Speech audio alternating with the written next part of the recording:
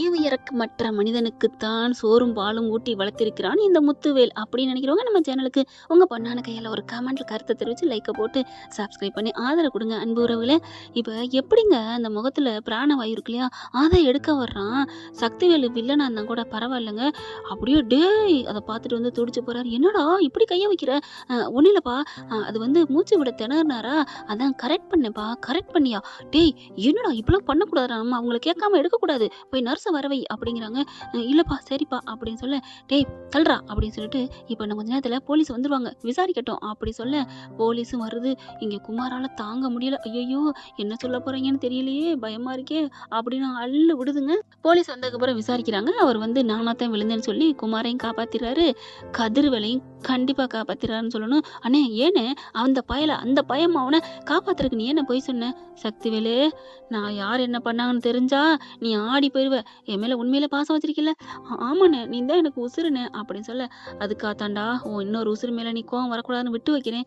ஏன் இன்னொரு உசுருனா அது குமார் தான், என்னண்ணே சொல்ற அப்படிங்கல. ஆமாடா எங்க உன் மயன் அப்படிங்கல. போலீஸை பார்த்தோன்னே அவன் அள்ளு விட்டுட்டேன், ஓடிட்டான் எஸ்கேப் ஆகி.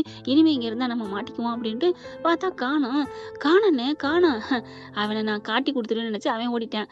இன்னமும் அவன் இதுதான் என் மேலே வச்ச நம்பிக்கை. என்னண்ணே சொல்ற அப்படிங்கல. என்னை தள்ளி விட்டதுக்கு யாரும் காரணமில்ல, பொறுப்பு இல்லை.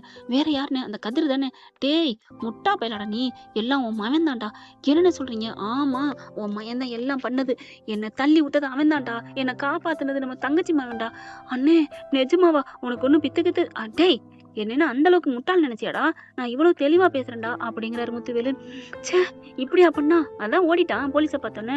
ஐயோ அவனை என்ன பண்றது அப்படின்னு சொல்லிட்டு புலம்புறாரு. அதுக்கப்புறம் கதிரை விடுதலை பண்ணிடுறாங்க. போலீஸ் போயிட்டு எல்லாரும் வர்றாங்க பாக்குறதுக்கு. சக்திவேல்னால ஒன்றும் பண்ண முடியல, ஏன்னா தப்பு தாம்பள்ளியில பண்ணியிருக்கான்.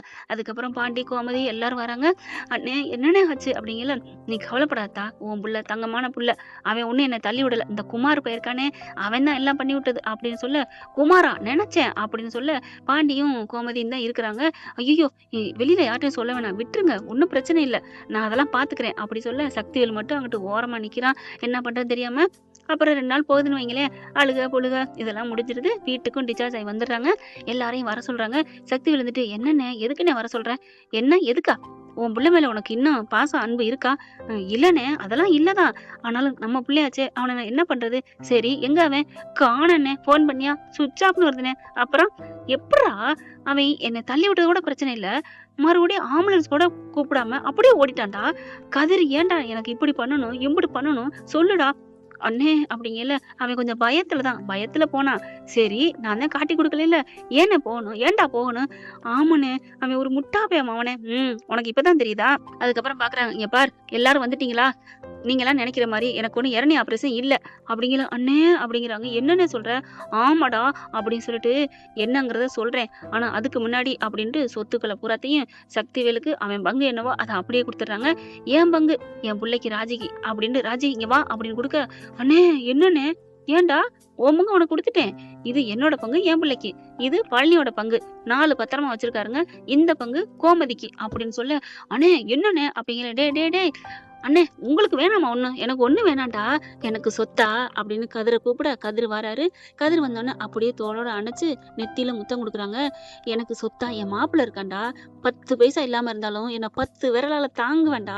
நான் என்னமோ ஒரு புண்ணியம் செஞ்சிருக்கேன், அதனாலதான் இப்படி தங்கமான மாப்பிள்ள எனக்கு கிடைச்சிருக்கு அப்படிங்கிற. சக்திவேலால ஒன்றும் பண்ண முடியல, ஏன்னா பையன் பண்ண தப்புக்காண்டி கூறி குனிவு போய் நிக்கிறாரு குற்ற உணர்வுல.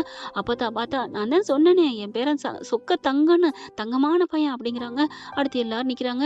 பார்த்தோன்னா, அண்ணே இப்பெல்லாம் சொத்தை கொடுக்குற, ஏன்னா இப்படி பண்ற அப்படிங்கல. இருடா நான் இன்னும் சொல்லி முடிக்கிறேன், நான் எத்தனை நாளைக்கு இருப்பேன்னு எனக்கே தெரியாதுடா. என்னன்னு சொல்ற? ஆமாடா எனக்கு அப்படின்னு சொல்லிட்டு அந்த ரிப்போர்ட்டை பூரா எடுத்துட சொல்றாரு கதிர். மாமா வேணாம் மாமா. டே மாப்பிள்ள நீ போய் எடுத்துட்டு வாயா போ அப்படிங்கிறாங்க. வீட்டுக்கு போய் எடுத்துட்டு வராரு. என்ன ரிப்போர்ட்டு? இரணி ஆபரேஷன் பண்ணாதானே? அதெல்லாம் இல்லடா அப்படின்னு அப்படியே ஆன்னு பிடிச்சிக்கிட்டே இருக்காரு.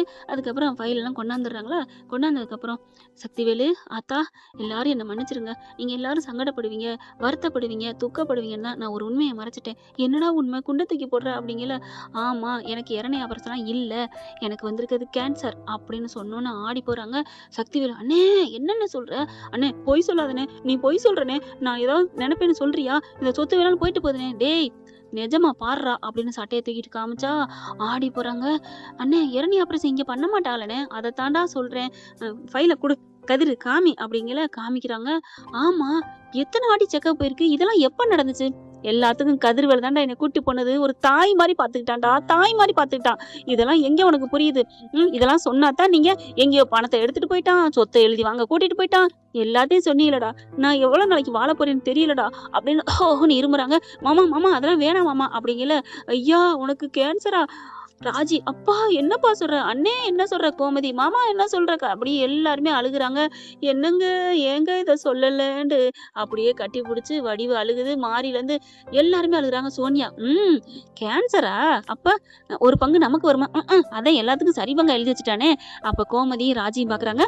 "இந்த சொத்து எங்களுக்கு வேணாண்ணே." "ஆமாப்பா இது வேணாம், சக்திவேல் சித்தப்பாட்டே கொடுத்துருங்க, இந்தானே இந்த சொத்து" அப்படின்னு 2 பேரும் சொத்தை கொடுத்துறாங்க. "அப்பா உங்களுக்கு ஆஸ்பத்திரி போவோமா?" "அதெல்லாம் வேணாம்மா, கதிரி எல்லாம் பார்த்துட்டான். இன்னும் கொஞ்ச நாள் நான் இருக்கிறதோ பொழைக்கிறதோ" அப்படின்னு இருமுறாரு.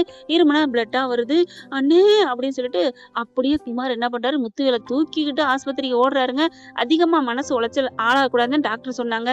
அதனால இப்ப ஆயிருச்சா, அதனால தூக்கிட்டு போறாங்க. சக்திவேலு அவங்க பையன் வரட்டும்னு ரெடியா நிக்கிறாரு. குமார் எப்படா வருவேன்னு, ச்சே இப்படியே ஒரு புள்ளைய பெத்ததுக்கு நான் சும்மா இருக்கலாம் அப்படின்னு ரொம்ப நொந்துக்கிறாருங்க. மாறி பாக்குது. "நான் என்னங்க, நானும் கதிரை தப்பா நினைச்சிட்டேங்க. ஏய் விடுடி, நானும் தான் கஷ்டப்பட்டு ஒரு மாதிரியா நினைச்சிட்டேன்" அப்படின்ட்டு வேகமா பின்னாடியே ஓடுறாங்க. கதிரிட்டு வந்து, "நான் ஒரு கைய பிடிச்சுக்கிறேன் கதிரு" அப்படின்னு கைய பிடிச்சுக்கிறாரு. அப்படியே திரும்ப, "இல்லங்க, ஏய் விடியா மாப்பிள விடு, அப்படி அது வந்து நீ மாமானே கூப்பிடு." "இல்ல மாமா நான் தூக்குறேன்." "அட விடியா" அப்படின்னு தூக்கிட்டு போறாங்க.